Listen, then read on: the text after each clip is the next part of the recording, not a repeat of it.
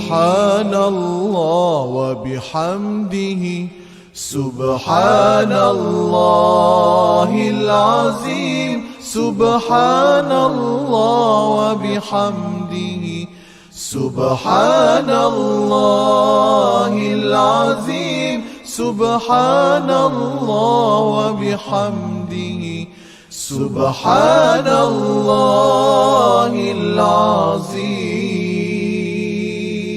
سبحان الله وبحمده سبحان الله العظيم سبحان الله وبحمده سبحان الله العظيم سبحان الله وبحمده سبحان الله العظيم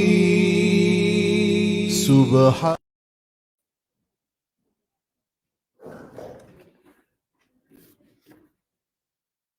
أعوذ بالله السميع العليم من الشيطان الرجيم.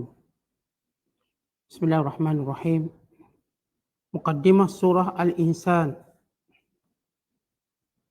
atau dikenali dengan surah Ad-Dahr. Surah ini diturunkan di Madinah,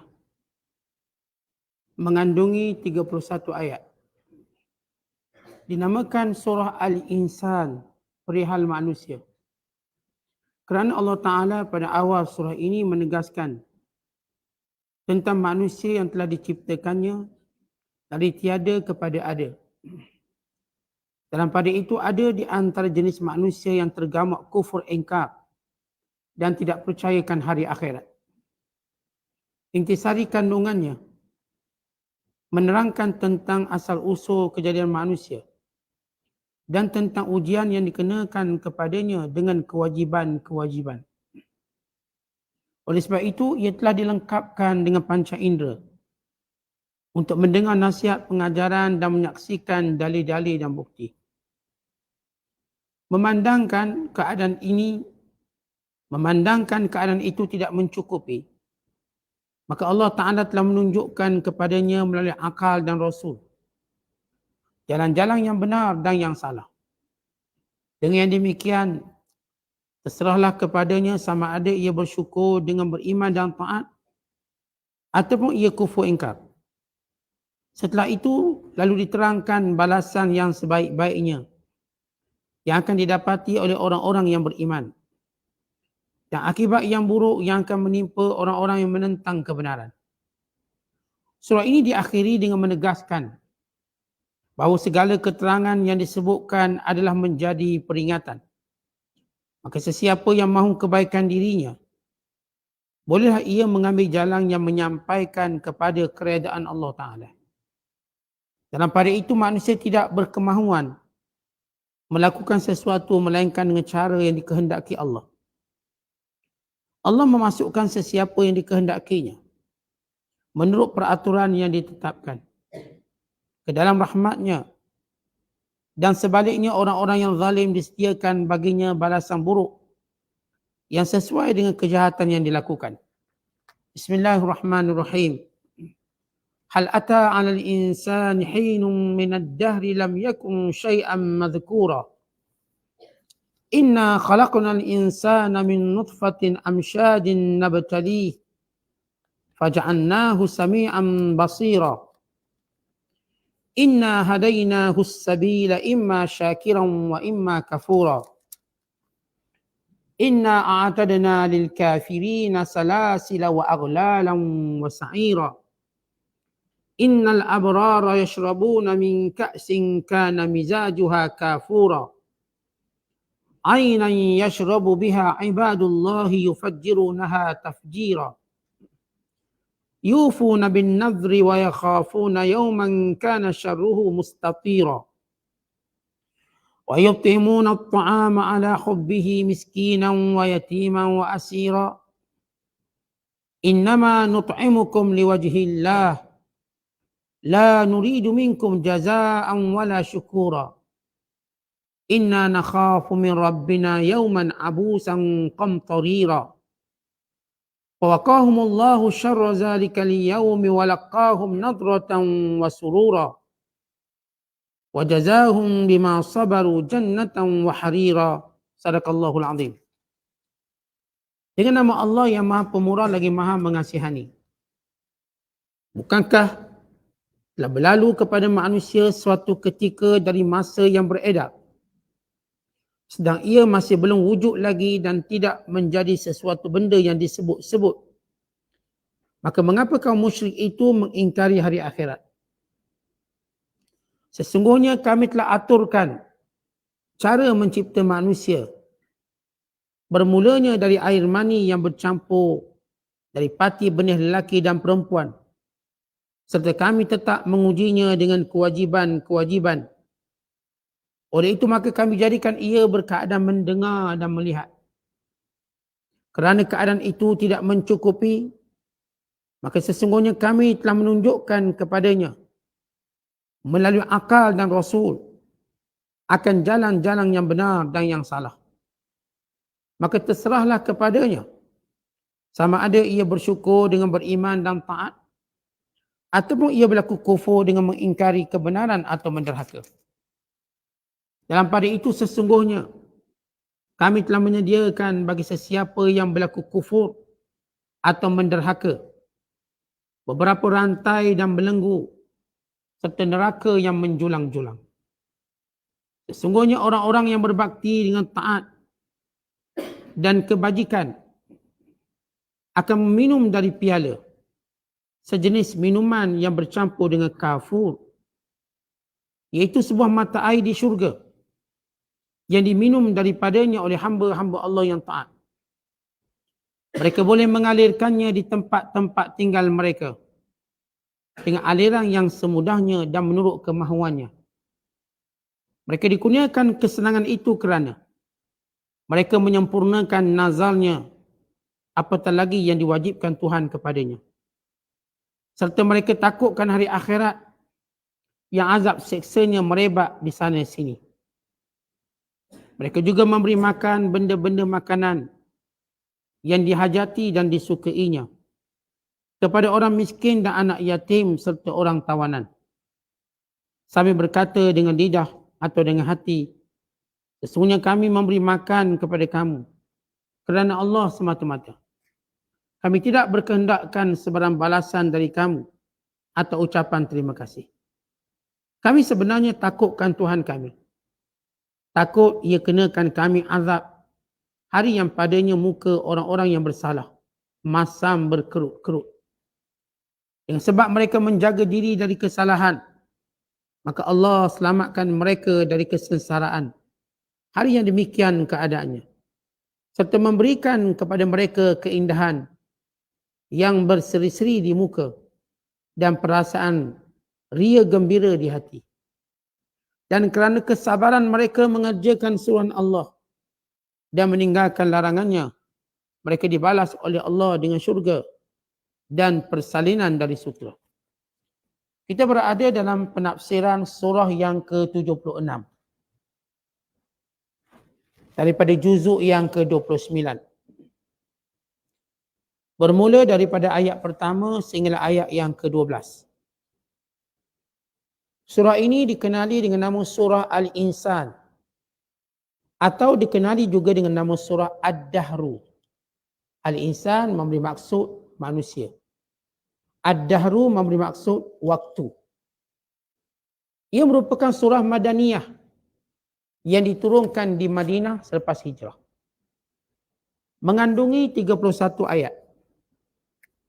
Dinamakan surah Al-Insan kerana Allah memulakannya dengan memberi peringatan dan menarik perhatian manusia semuanya tentang kejadian manusia dan bagaimana Allah mengadakannya selepas mereka tidak ada sedikit pun, tidak ada sesuatu pun, tidak pernah disebut namanya dan tidak pernah ada bukti kewujudannya. Kemudian Allah Ta'ala menjadikan manusia ini sebagai khalifah di atas muka bumi ini. Dan Allah jadikan bagi manusia apa sahaja yang terkandung di bumi daripada segala kebaikan, kekayaan dan juga kemewahan untuk kegunaan manusia. Apakah kaitan surah ini dengan suratul Al-Qiyamah? Yang pertama, Kalau di akhir surah Al-Qiyamah Allah menjelaskan tentang kejadian manusia daripada air mani dan dibentuk menjadi lelaki dan perempuan. Maka pada surah ini pula Allah Ta'ala menceritakan bagaimana permulaan manusia. Bagaimana sejarah permulaan manusia sehingga berkembang biaknya keturunan manusia. Dan bagaimana Allah Ta'ala menjadikan bagi manusia itu pendengaran dan penglihatan sebagai alat untuk mendapat hidayah. Di samping Allah Ta'ala menunjukkan jalan melalui akal dan rasul yang diutuskan, maka Allah Ta'ala membahagikan manusia itu kepada yang bersyukur dengan yang kufur. Kalau dalam surah Al-Qiyamah Allah bahagikan manusia itu lelaki dan perempuan. Diciptakan sama ada lelaki atau perempuan. Dan surah ini pula Allah Ta'ala menceritakan manusia yang diberi segala alat-alat bagi mencari kebenaran. Sama ada ia merupakan panca indera yang berupa pandangan, penglihatan dan pendengaran. Kerana sepakat ulama, orang yang tiada pandangan dan tidak ada pendengaran, maka terangkat taklifnya, tidak ditaklifkan. Kalau seorang lahir dalam keadaan buta dan dalam keadaan pekak, maka dia tidak disebut mukallaf. Dibebaskan segala bebanan syarak padanya. Maka dia ahli syurga. Bila seorang mempunyai pendengaran dan penglihatan, atau salah satunya ataupun kedua-duanya, maka dia mukallaf. Maka dengan dua alat ini manusia boleh mencari kebenaran. Dan Allah tambah lagi dengan akal, fikiran dan rasul yang diutuskan, melengkapkan alat-alat dalam pencarian kebenaran. Maka Allah menceritakan gambaran manusia setelah kejadian ini, wa imma bersyukur dengan beriman atau kufur. Yang kedua, di mana dalam surah sebelum ini disebut tentang syurga dengan gambaran yang ringkas. Surah Al-Qiyamah. Dan disebut tentang neraka juga dengan gambaran yang ringkas. Maka dalam surah ini dipanjangkan. Diceritakan bagaimana syurga dan segala bentuk minumannya. Yang bernama kafura, yang bernama zanjabila, yang bernama salsabila. Dan dengan pelbagai nama jenis-jenis air, sumber air yang ada. Termasuk air yang disebut yufajjirunaha. Yang dialirkan sendiri oleh ahli syurga mengikut apa yang dia nak. Dia boleh tentukan air itu nak mengalir kat mana. Dia panggil yufajjirunaha. Ada air yang mengalir, sungai mengalir.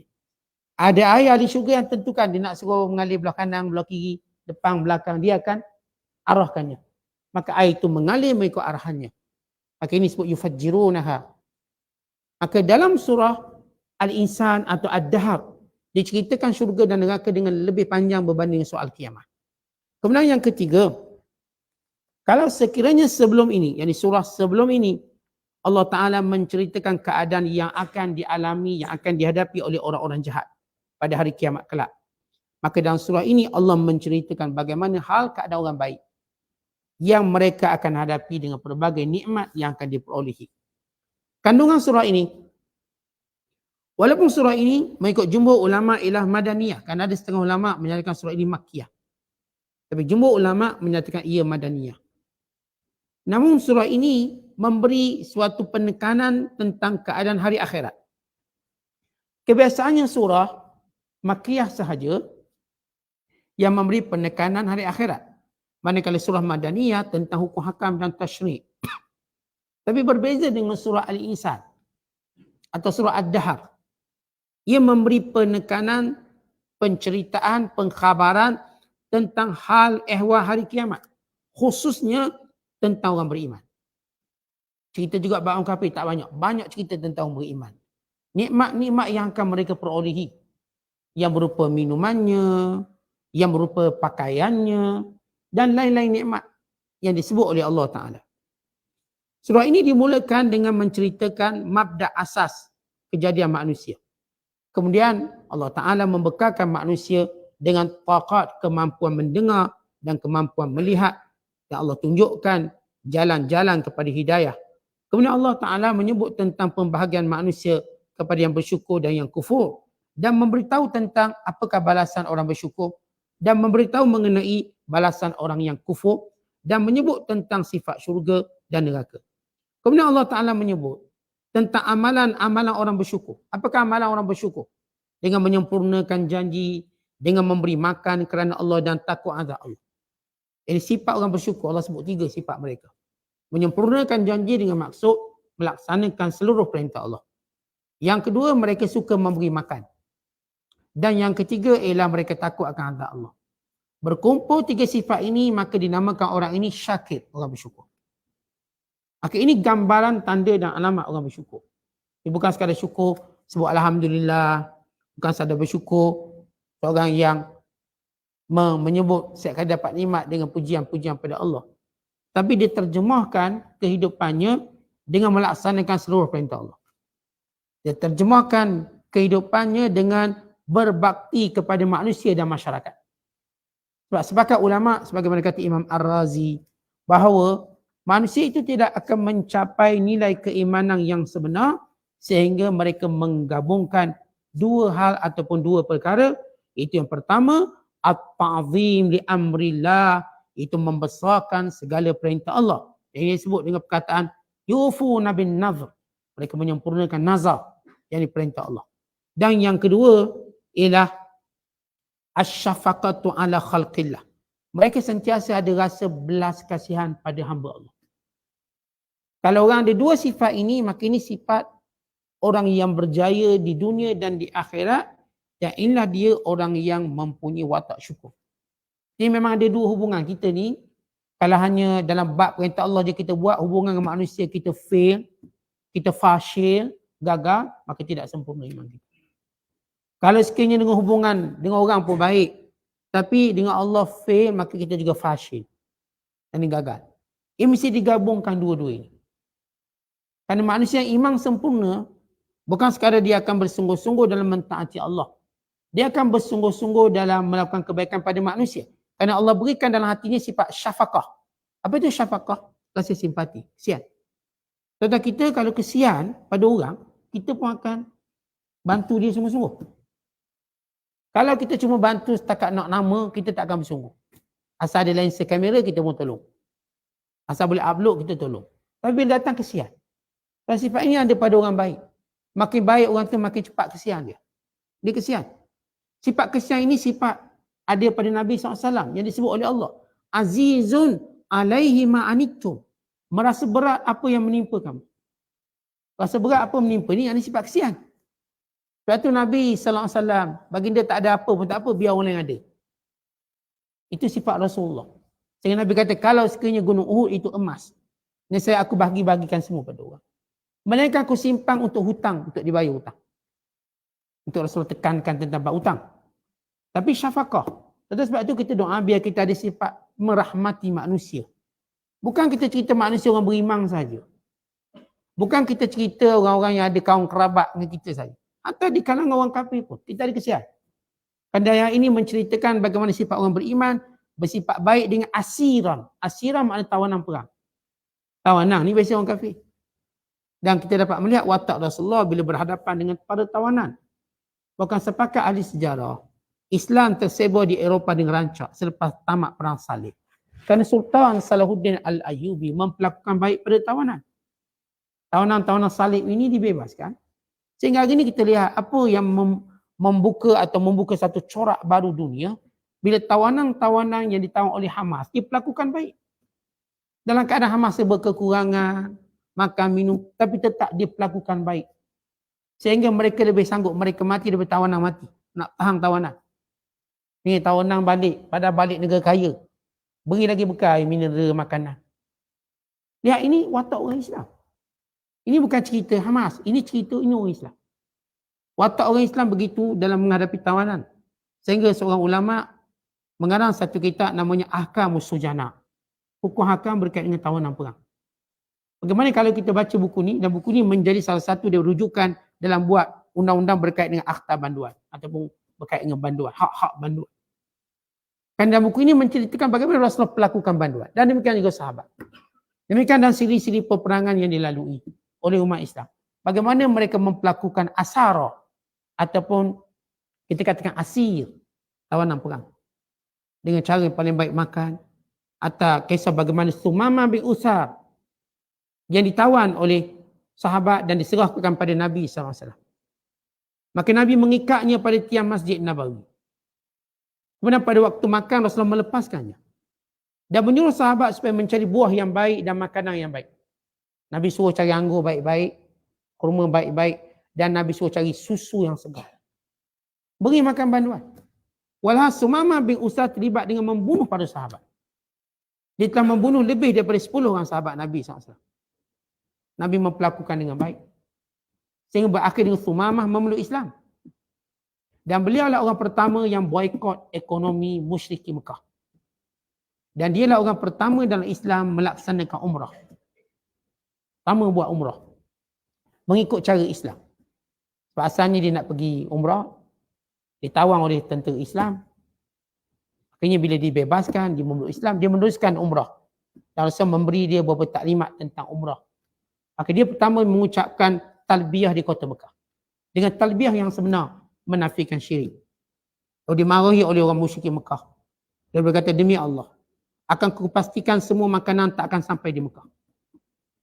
Maka dia mengarahkan semua kabilah-kabilah di Yaman, jangan menyampaikan sebarang gandum dan bantuan makanan ke Mekah.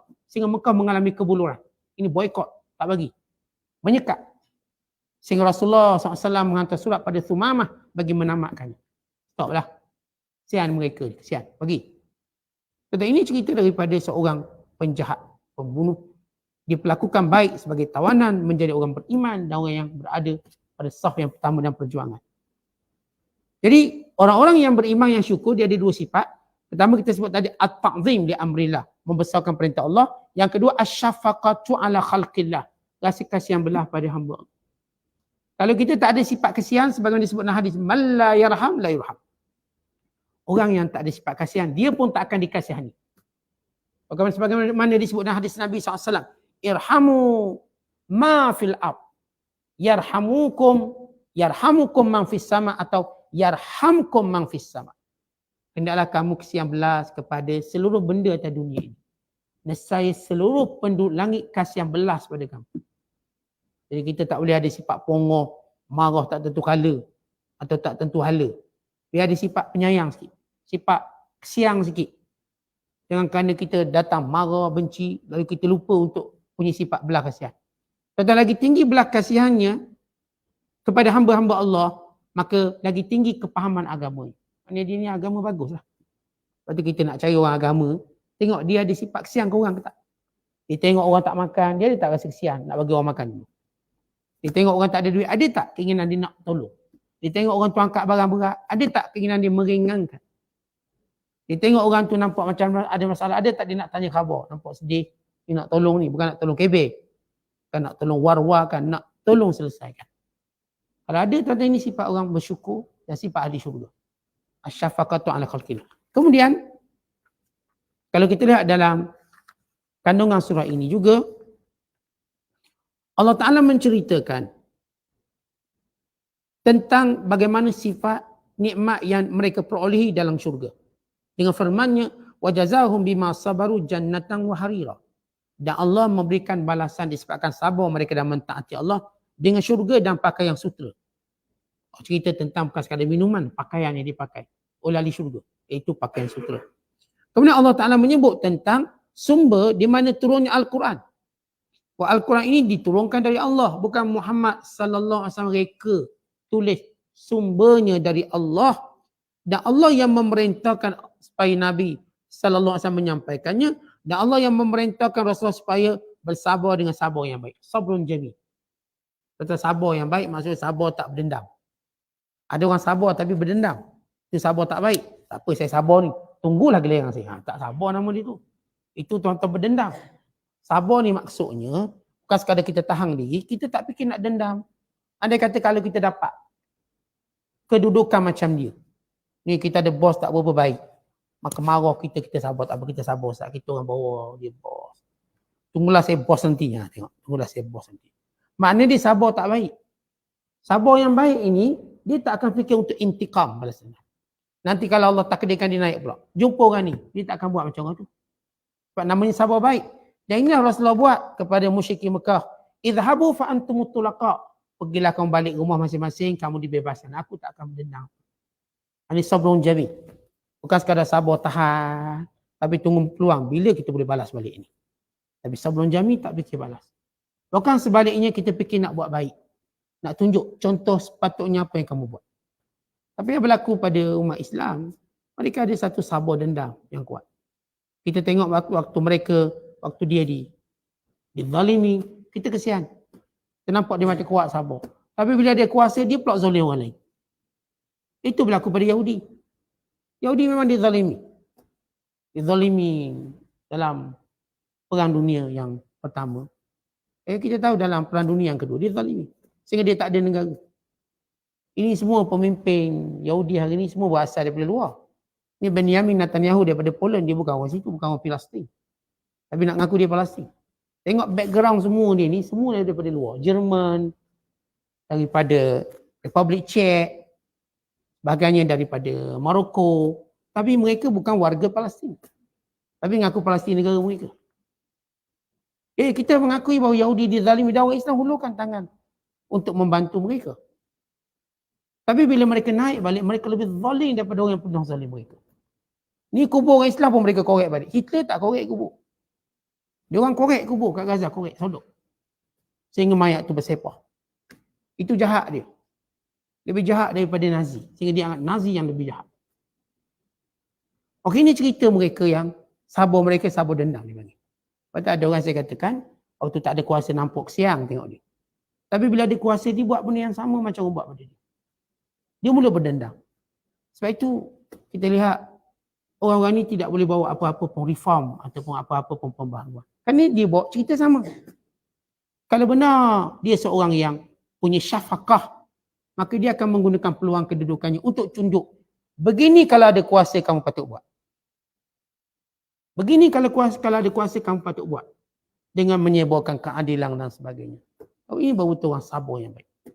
Tapi kita belum jumpa orang sabar baik. Sebenarnya sabar termasuk kita lah, kita kata ni, tunggu peluang naik. Naik siap. Tak apa, aku tengah miskin, tengah kaya, siap kamu. Nak hutang, jangan harap aku bagi. Macam kamu tak bagi. Kita tak ada duit, pinjam orang ada duit, tak bagi, tak apalah, sabar, aku tak bagi. Yang kita kaya, aku pula tak nak bagi dia. Super perangai dia. Patutnya kalau Allah Ta'ala, sebab Allah akan uji kita di bawah dan kita di atas. Kalau di bawah kita sabar, di atas buat perangai yang dulu orang buat pada kita, maka kita sama. Tapi saya katakan bila kita mula berada di atas, kita mula berfikir buat lain. Contoh dulu kita pernah jahil, bodoh. Kita belajar lalu sampai pandai. Dan sekarang bila kita pandai, maka ajarlah orang sebagaimana dulu kita pernah bodoh. Maksud bersungguh, hormat dia. Dan dulu zaman-zaman kita tak reti tuan-tuan. Tak reti mungkin kita diperbodohkan, diejek. Tiba bila kita pandai, takkan kita nak ejek orang pula, kita buat benda sama. Kita ada pengalaman tak pandai, hari ni kita pandai, hari ni kita berkejaya. Dulu masa kita kecil, kita kena buli. Takkanlah kita tunggu bila kita besar, kita buli orang kecil balik. Serupa. Patutnya dah besar, awak buat lebih baik. Berbanding zaman kecil awak kena buli. Awak sifat merahmati. Kata kita lihat bagaimana syafaqah Nabi SAW. Nabi ni antara hikmah Allah jadikan baginda anak yatim. Supaya bertambah syafaqah Nabi pada setiap anak yatim. Nabi lahir anak yatim. Sehingga Nabi ada kesian kepada anak yatim. Sehingga Rasul ingatkan semua para sahabat. Ana wa kafilul yatim kahatain. Aku dan penjaga anak yatim seperti ini dalam syurga. So menjanjikan, menyebut. Dan Nabi beri perhatian yang berat kepada anak-anak yatim. Dari semua aspek. Sebab Rasul pernah melaluinya. Dan Nabi tahu. Ini cara kita orang Islam. Tuan-tuan kita pernah susah, tuan-tuan dah senang. Tuan-tuan patut berperwatakan, prihatin macam dulu susah. Barulah selesai masalah dunia. Yang tak selesai masalah dunia ni tuan-tuan, orang susah, bila naik kaya, dia buat perangai macam korun juga. Masih dia susah, dia kata kenapa lah orang kaya tak pun murah ni, patut agih-agih lah rezeki. Dia kaya serupa 2 kali 5. Dia buat benda sama. Sebab itu masalah kita tak selesai.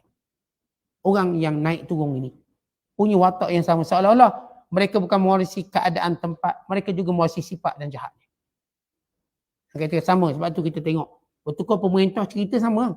Tetap naik harga barang. Kan sama. Dulu masa baru dia kata, kenapa naik barang? Kenapa naik barang? Kita pastikan. Dia tak turun harga barang, kita turunkan dia. Hari ni dia naik, dia pula naik harga barang. Jadi kita pula turunkan dia. Macam itulah berpusing-pusing hidup kita. Kerana mereka tak sebenar buat benda tu. Tak sebenar.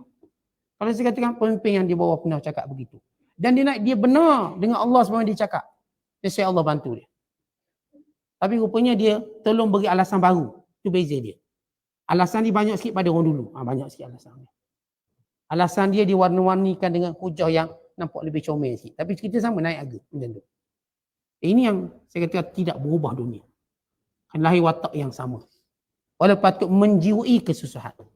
Tapi bila mereka naik, mereka lakukan perkara yang sama. Kemudian dalam surah ini juga mengandungi tentang penyakit manusia, cintakan dunia dan meninggalkan akhirat. Dan Allah SWT memberi amaran kepada setiap yang melakukan watak dan sifat ini. Mereka akan dimusnahkan dan ada azab yang pedih menanti mereka. Watak cinta dunia. Kemudian surah ini diakhiri dengan pemberitahuan bahawa Al-Quran itu peringatan kepada semua manusia dan menyeru manusia supaya beriman dan beramal dengan apa yang ada dalam Al-Quran. Ini kandungan umum pada surah Al-Insan. Kata Allah, hal ata 'alal insan, apakah belum sampai masa pada manusia? Maksudnya apakah manusia tak pernah fikir? Hinum minad dahab, satu fatrah waktu daripada kitaran waktu manusia. Lam yakun syai'an mazkura, manusia ini tak pernah ada. Tak pernah ke manusia berfikir? Dulu mereka tak ada. Yang mereka cuma fikir dulu saya kecil Ustaz, lepas tu besar, lepas tu tua. Tak pernahkah mereka berfikir bahawa dulu mereka tak ada? Supaya mereka melihat kembali nikmat Allah. Dan supaya mereka melihat pada asas kebenaran yang dibawa oleh Rasul tentang manusia akan dibangkitkan semula. Manusia dulu kan tak ada. Tuan-tuan cuba kita flashback belakang. Umur berapa? 40. Ke 41 tahun ke belakang. Maknanya kita tak ada. Tak wujud. Kita cerita mak kita belum kahwin tu. Mana kita? Saya mak kahwin tahun berapa? Mana kita sebelum mak ayah kita kahwin? Mana kita? Itu fatrah yang kita tidak ada. Allah mengingatkan fatrah ini. Supaya kita bersyukur dengan nikmat kewujudan. Dan supaya kita melihat kewujudan kita ini ialah kekuasaan Allah. Sama seperti kekuasaan Allah dan menghidupkan kembali manusia. Inna khalaqnal insan. Kamilah yang menjadikan manusia. Min nutfatin amsyaj. Daripada air mani yang bercampur. Lelaki dan perempuan. Nabtali. Lalu kami menjadikannya ujian-ujian dan kewajiban. Sama ada perintah syariat atau ujian kehidupan, sakit, demam, susah, miskin. Nabtali. Kerana Allah Ta'ala telah mengisyakan bumi ini sebagai darul ibtila. Darul ibtila. Negeri ujian. Faja'alnahu. Lalu kami jadikan manusia ini sami'an basira. Dengar dan melihat. Ini panca indera yang penting yang menjadi sebab kepada taklif. Ini panca indera yang penting yang menjadi sebab kita mendapat nikmat di dunia. Atau kalau hilang dua nikmat ini, kita tak akan dapat menikmati nikmat dunia. Hilang penglihatan. Apa nilai dunia pada orang yang tak ada penglihatan? Hilang pendengaran. Apa nikmat dunia kalau hilang pendengaran? Dan kedua-dua ini alat dalam mencari ilmu dan makrifat. Bahkan makrifat tertinggi bagi mengenali Allah. Terus beriman kepadanya. Inna hadainahu sabil. Dan kami tunjuk pula. Kami dah beri panca indera pada tubuh badan mereka. Kami jadikan sebab lain untuk mereka dapat petunjuk. Maka ulama maksud inna hadainahu kami tunjukkan padanya dengan min tariqil aql, melalui jalan akal yang Allah ciptakan dan rasul yang diutuskan. Tentang akal ni dia memang ada dan kita berfikir dengan limitation, keterbatasan. Datang orang ajar kita berfikir lebih luas lagi. Lepas tu kita kena ada cikgu. Cikgu ajar kita fikir jauh sikit. Tuan-tuan dengan ada akal yang tuan-tuan tak belajar, okey tak akal ni? Okey. Dia cuba create belajar sendirilah. Bila ada seorang cuba motivate dia, beritahu sesuatu akal ni berkembang dengan cepat. Berkembang dengan lebih cepat. Dan mengetahui dengan lebih cepat. Kita dapat guru-guru yang baik. Dia dengan cepat dan masa singkat mengembangkan potensi akal kita untuk berfikir luar daripada kotak pemikiran kita. Itu orang pergi coaching, orang pergi kursus, itu orang pergi motivasi. Itu orang dengar talk, dengar ceramah. Kenapa? Ni akal nak ajar fikir jauh sikit. Kita dengan akal biasa tak diajar, kita fikir setakat ni lah, setakat perut. Maka nak fikir lebih jauh sampai akhirat, pasti orang ni orang hebat yang Allah pilih, yang ni Rasul. Ni sehebat-hebat profesor, dia cuma cerita kat dunia belaka. Maka datang Rasul. Lalu cerita pada kita bila mati kita ke mana. Lalu cerita kepada kita apa berlaku dalam kubur. Lalu cerita kepada kita apa yang berlaku tentang kiamat. Lalu cerita kepada kita tentang Tuhan kita. Yang selamanya akal kita kalau fikir tidak mampu mengenali Tuhan. Selamanya. Tahulah ini dari sudut mukaddimah ketauhidan. Tapi bukan ketauhidan yang asli. Sehingga datang Rasul. Akhirnya apa yang Rasul bercerita? Yang tidak boleh diceritakan oleh mana-mana profesor dan cerdik pandai dunia. Yang based pada kajian dan pada sumber terbatas. Sebab profesor-profesor yang ada dalam bidang kajian, mereka kaji pada alatan, pada sumber yang terbatas. Lalu mereka pun buat satu konklusi sesuatu. Lepas tu berubah lagi tahun depan. Tahun depan tu berubah lagi. Sebab dari sudut kita katakan peralatan yang terhad. Orang dulu peralatan ini je. Orang ini lagi canggih. Maka mereka nampak yang lebih ke depan. Datang Rasul. Rasul ni sumbernya ialah Allah. Sumber yang tidak terhad. Yang tiada batasan. Ilmu dari Allah. Maka Nabi SAW bercerita satu benda yang tak mampu dicapai oleh akal manusia biasa. Melainkan dengan bimbingan Nabi SAW. Jadi Rasul bercakap. Kata bila Rasulullah yang pertama bercerita tentang Isra' Mi'raj. Akal manusia tak boleh masuk. Zaman tu cerita bukan kata pergi ke bulan. Ni pergi ke Palestin, daripada Mekah Palestin dalam tempoh satu malam, tak masuk akal. Sebab mereka biasa naik unta, biasa naik kuda, paling tidak pun 40 hari. Sampai kurus unta. Daripada Mekah nak ke Palestin. Tentu waktu itu Rasulullah bercerita tentang baginda bergerak untuk satu detik malam. Siapa percaya? Itu Rasulullah tak buka mulut lagi cerita ke langit. Hari ni kalau kita cerita, tak pelik. Kalau kita kata pergi sebagian malam, kita ke Mekah pun 8 jam je. Kita pergi jarak yang mungkin 500, even 700, mungkin sejam je. Yang perjalanannya mungkin kalau kita naik kenderaan biasa tradisional, mungkin berminggu. Hari ni tuan-tuan orang dah timbulkan alat dah ada. Hari ni kita cerita ke bulan pun kita tak nampak mustahil sebab alat dah ada. Rasulullah cerita benda tu. Yang ada apa dia? Iman. Dan Nabi tak pernah bohong. Maka Rasulullah bercerita. Nabi, tuan-tuan, ketika manusia mencapai tahap sains yang hebat, mereka cuma bercerita tentang nak ke planet Marikh. Ini orang paling kaya di dunia yang dikatakan. Usahanya untuk ke Marikh. Nak ke Marikh itu setakat tu dia ilmu. Rasulullah pergi ke syurga.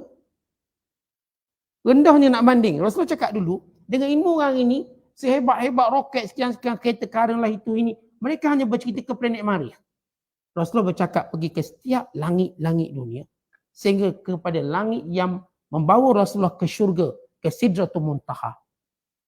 Jadi ini perjalanan yang tak pernah akan dicatat oleh manusia. Tak pernah. Yang itu saya katakan, bagaimana wahyu ini dari Allah, dia tak ada batas. Jadi makin kita moden, kita akan membenarkan apa yang Allah sebut dalam Quran. Makin kita moden. Sehingga tahap akhir ilmu kita. Tapi waktu itu sudah terlambat, matahari dah keluar sebelah barat. Sebab itu diceritakan dalam hadis, bila mana matahari keluar sebelah barat, maka semua manusia beriman. Sebab apa yang mereka telahkan, semuanya mereka nampak benar. Ilmu-ilmu mereka yang menampak kebenaran Al-Quran dan apa yang disebut oleh Nabi SAW. Lalu mereka memperakui ataupun menzahirkan keimanan, namun keimanan yang tidak diterima. Kerana bila matahari naik sebelah barat tak diterima lagi. Dan ini dia ilmu para Nabi. Sebab itu inna hadainahu sabil. Kami hantar Nabi. Jadi tuan-tuan kalau kita melihat jawapan Rasulullah. Tapi masalah kita, tuan-tuan kita tak banyak baca hadis Nabi. Sehingga kita tak lihat bagaimana keajaiban kata-kata Nabi SAW. Kalau kita banyak, kalau jenis orang suka baca hadis Nabi SAW. Saya ingat salah seorang guru kami, Sa'id Aliwa. Rahmatullahi alaih. Yang tu hobi dia atau kesungguhan dia akan bila dia mengajar kami nahu, mengajar kami sekian subjek, seorang ulama Mesir. Maka dia ada waktu rehat untuk kita rehat. Maka dia habiskan untuk baca hadis Nabi, dibaca. Sehingga waktu tu saya ingat masa saya tinggal tempat, saya baca kitab Syama'il Muhammadiyah. Dia baca, kita pun baca. Dia tengah baca, dia tengok kita lebih khusyuk pada dia. Khusyuk lagi. Buku tak bawah meja, tak atas meja, bawah meja. Kata Syekh, entah baca buku apa. Saya keluar ni Syama'il. Saya pinjam dulu. Tu ambil baca. Malam kain tak datang ambil. Bayangkan 400 hadis tu satu malam je. Jadi saya habis kelas pagi, tunggu malam, keluar ke rumah Syekh, Ambil balik buku. Tentang bagaimana kesungguhan ini menyebabkan kita tahu banyak. Kita ni membaca hadis tak banyak. Mula-mula sebab satu hari satu hadis. Lepas tu 3 hari tutup Facebook. Tutup lah. Baru kita ingat satu hari satu hadis. Mau pergi sempat 100 hari tak dah. Satu hari satu hadis, last kali gambar dia melancur kat kamera handle. Dah habis hadis tu. Dia punya semangat dia tu. Kita tengok tu dah bagus lah ni. Ni insyaAllah kalau panjang umur dapat 100 hadis ni. 2 hari je semangat. Lepas tu hilang hadis tu. Ini kerugian kita. Kerugian kita terlepas bahasa-bahasa indah, bahasa-bahasa ilmu dari Nabi SAW. Kalau sekiranya kita memberi masa yang lebih sikit, bukan kata banyak sangat, sikit lah lebih. Biar paling kurang tuan-tuan seminggu bertambahlah 10 hadis, 15 hadis daripada hadis yang kita dah baca. Maksudnya kita membuka ufuk pemikiran kita lebih besar, lebih jauh. Ini kata-kata Nabi SAW yang agung, yang hebat. Apatah lagi bila kita pandai atau faham, boleh memahami Al-Quran. Ini membuka ufuk ilmu yang cukup luas. Menjadikan cara pemikiran kita tenang dan kuat dan hebat. Cukup kita sebut rezeki itu urusan Allah.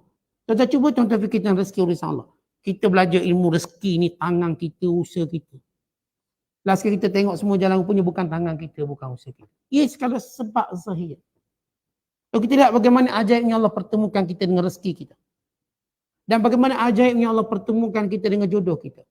Bagaimana ajaibnya Allah rezekikan kita dengan anak-anak kita. Semua nampak ajaib. Tanpa nampak pun perancangan kita. Allah susun dan Allah atur. Lepas tu bila orang faham dia ni, dia tak akan bimbang tentang rezeki dia. Yang dia tahu, dia cuma kerja macam Allah suruh. Dan dia cuma pesan pada anak dia kerja. Bagaimana Allah suruh kamu bekerja dan tawakal pada Allah. Ada rezeki. Kalau kita belajar ilmu ekonomi hari ini, dia ajar kita bimbang tentang ekonomi yang akan datang. Dinyatakan, dikatakan 2024 zaman kejahatan ekonomi. Kita dah bimbang. Kita dah jatuh dulu sebelum ekonomi jatuh. Ekonomi tak jatuh, kita dah jatuh dah. Jatuh semangat. Lepas kita lihat luasnya rezeki Allah. Luas. Saya sentiasa baca cerita ramalan ekonomi yang menakutkan. Akan hilang 50 jenis pekerjaan. Akan begitu, akan datang wabak baru.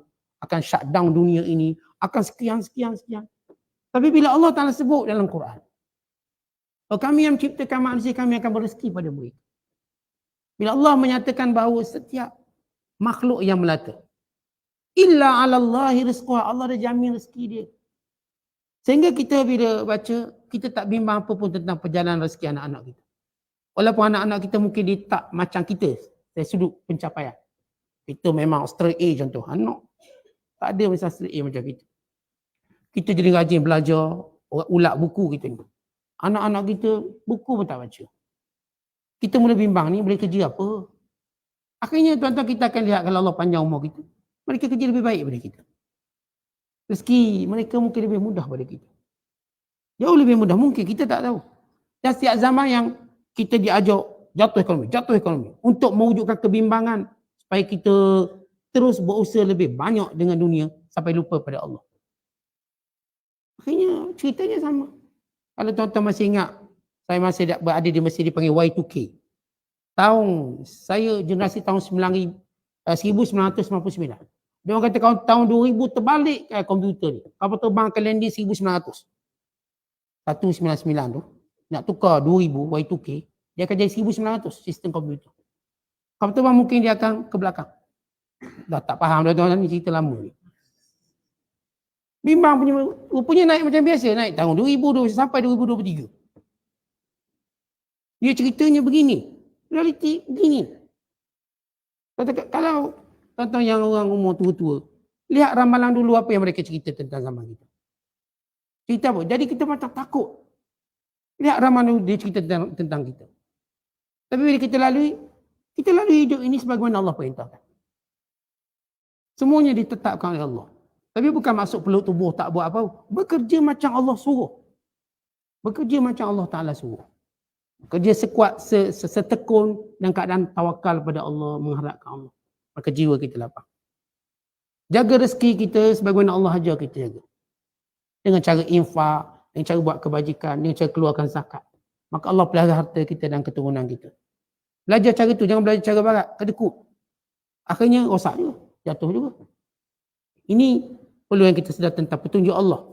Imma syakira wa imma kafura. Dan kami beri petunjuk ini untuk melahirkan dua jenis manusia. Wa imma mereka menjadi orang yang syakiran, yang bersyukur. Yang bersyukur itu orang-orang yang melakukan sesuatu dengan akal yang Allah Ta'ala berikan, dengan petunjuk wahyu yang diturunkan, sehingga dia bersyukur dengan setiap nikmat Allah, sekecil-kecil nikmat sehingga sebesar-besarnya. Sehingga menjadikan dia akur tentang perhambaannya kepada Allah Subhanahu Wa Ta'ala dan menjadikan dia mengingati persiapannya untuk bertemu dengan Allah. Dalam hadis Nabi kata, kullun nas yaghdu fabai'un nafsahu famubikuha aw mu'tikuha. Setiap manusia itu bergerak ke depan, bergerak, yaghdu, gerak. Sama ada dia akan menjual dirinya dan dia akan mencari keuntungan dirinya. Famubikuha aw mu'tikuha. Sama ada dia akan memusnahkan dirinya dengan kufur atau dia memerdekakan dirinya daripada neraka dengan bersyukur. Semua orang ni ada benda depan yang dicari, keuntungannya. Keuntungan yang kita cari ni tuan-tuan, sama ada dia membinasakan kita atau dia membebaskan kita dari neraka. Iaitu keuntungan kita cari sama ada kita memilih syukur. Lalu bebaslah kita dari neraka Allah. Atau kita memilih, atau mereka memilih kufur. Lalu sebenarnya bila kita kufur, kita binasakan diri kita sendiri. Orang yang kufur dengan nikmat Allah, maka dia akan hilang kemanisan nikmat yang dia ada. Dan tidak akan datang nikmat yang patut datang kepadanya. Orang yang bersyukur pada Allah, maka dia bukan sekadar menjemput nikmat baru datang kepadanya, bahkan dia menikmati nikmat yang ada. Lepas tu tuan-tuan lihat nikmat kita, syukur. Dan setiap kali kita syukur, apa yang patut kita buat, menambahkan ketaatan pada Allah. Itu tanda orang syukur, tambah lagi, tambah lagi. Makin kita lihat umur kita panjang, Allah berikan pada kita, lagi kita nak bersyukur. Lalu kita memperhambakan diri kita pada Allah, pada perkataan, pada perbuatan. Maka ini cerita dan ini watak orang-orang bersyukur. Wallahu a'lam bishawab. Assalamualaikum.